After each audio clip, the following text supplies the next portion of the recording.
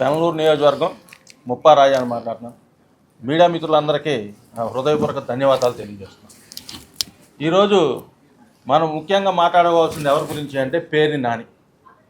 ఎందుకంటే మా నాయకుడు పవన్ కళ్యాణ్ గారి గురించి కానిస్టేబుల్ కొడుకు అని కానిస్టేబుల్ కొడుకే. కానిస్టేబుల్ కొడుకు కాబట్టే మధ్యతరగతి కుటుంబాల బాధలు తెలుసుకొని ఈరోజు 100% స్ట్రైక్ రేట్ సాధించి గిరిజన పుత్రులకి రోడ్లు వేయించిన వ్యక్తి అదే పవన్ కళ్యాణ్. పేరు నాని, నీ గురించి మూడు పాయింట్లు చెప్పదలుచుకున్నా. ఫస్ట్ పాయింట్, పీడిఎస్ బియ్యం దొంగవు నువ్వా కాదా?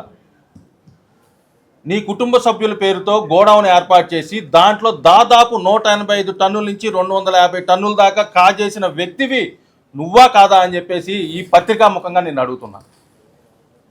నిజంగా చెప్పాలంటే కోర్టులో మీ ఆ గోడౌన్ మేనేజర్ అకౌంట్ నుంచి నీ అకౌంట్కి డబ్బులు వచ్చిన మాట వాస్తవం. నేను దొంగతనం చేశానని చెప్పి ఒప్పుకొని కోర్టులో డబ్బులు తిరిగిచ్చిన వ్యక్తివి దొంగవి నువ్వు అని చెప్పేసి ఈ మీడియా ముఖంగా మరొక్కసారి నీకు గుర్తు చేస్తున్నా, మర్చిపోయావేమో. అదే దొంగని బందరు ప్రజలు 50,000 మెజార్టీ కొల్లు రవీంద్ర గారికి ఇచ్చి నిన్ను ఓడించిన మాట వాస్తవా కాదా అని చెప్పేసి ఈ పత్రికా ముఖంగా మీకు తెలియజేస్తున్నా. ముఖ్యంగా పేరు నాని, ఒక విషయం చెప్తున్నా, గుర్తుంచుకో. ఒక దొంగ చెబితే వినాల్సిన అవసరం మాకు లేదు. నువ్వు దొంగవని నువ్వు ఒప్పుకున్నావు.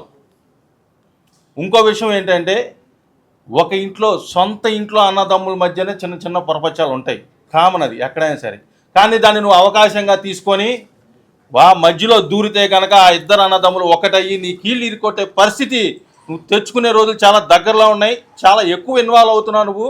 ఇంకొకసారి కనుక నువ్వు అలాంటి వాటిలో ఇన్వాల్వ్ అయితే నువ్వు రేపొద్దున నడవటానికి కూడా పనికిరాని విధంగా బందరు ప్రజలు నిన్ను కొట్టే పరిస్థితి వస్తుందని చెప్పేసి ఈ మీడియా ముఖంగా నీకు తెలియజేస్తున్నాను. ఇంకో విషయం చెప్పాల్సిన మూడో పాయింట్, నువ్వు దొంగవని చెప్పేసి కూటమి ప్రభుత్వం వచ్చిన తర్వాత తనిఖీలు నిర్వహించిన తర్వాత డిసైడ్ చేసింది కూటమి ప్రభుత్వం నువ్వు దొంగవని. కానీ గత ప్రభుత్వంలోనే నీతో పాటుగా ఎంపీగా పనిచేసిన ఎంపీ బాలశౌరి గారు నీ బుద్ధిని పసిగట్టి, అలాగే నీ నాయకుడు జగన్మోహన్ రెడ్డి బుద్ధిని పసిగట్టి మన బందర్ పోర్టుకి పవర్ ఫైనాన్స్ ద్వారా 4,000 కోట్ల రూపాయలు ఎంత బాధ్యతతో తీసుకొచ్చి బందర్ పోర్టు నిర్మాణం జరగటానికి ఈరోజు కారకుడయ్యాడో ఎంపీ బాలశౌరి గారు. ఆ రోజే ఆ డబ్బుల మీద బాధ్యతగా తీసుకొని దానికి జీవో ఏర్పాటు చేసి అదే పోర్టుని నీలాంటి దొంగలు కాజేయకుండా ఎస్క్రో అకౌంట్ ఒకటి ఓపెన్ చేసి పోర్టు జరిగే పనులు ఈ రోజు వరకు నిరాటకంగా జరుగుతున్నాయంటే దానికి కారణం ఆ రోజు ఎంపీ బాలశౌరి గారి ముందు చూపు. నీలాంటి దొంగలను పసిగట్టడం కూడా బాలశౌరి గారికి వెన్నెతో పెట్టిన విద్య. ఆయనకు ఉన్నది ఒకటే, ప్రజల అభివృద్ధి. ఆ అభివృద్ధిని ఎలా చేయాలి పార్టీ సంగతి తర్వాత, ముందు ప్రజల అభివృద్ధి.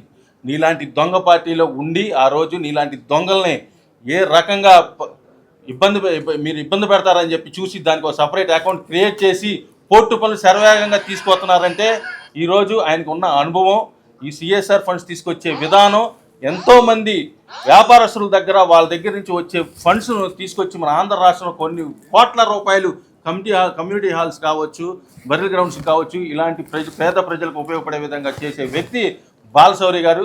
కానీ రేపు రానున్న రోజుల్లో నువ్వు కనుక మా నాయకుడు పవన్ కళ్యాణ్ గారిని కానీ బాలశౌరి గారిని కానీ జనసేన పార్టీ నాయకులు కార్యకర్తల జోలికి కానీ నువ్వు కనుక వేలు పెడితే నెక్స్ట్ డే పేర్ని నాని అనే అతను రాజకీయ జీవితంలో చిత్రపటం మీద లేకుండా చేస్తామని చెప్పేసి ఈ సభాముఖంగా మీకు తెలియజేస్తూ సెలవు తీసుకుంటాం.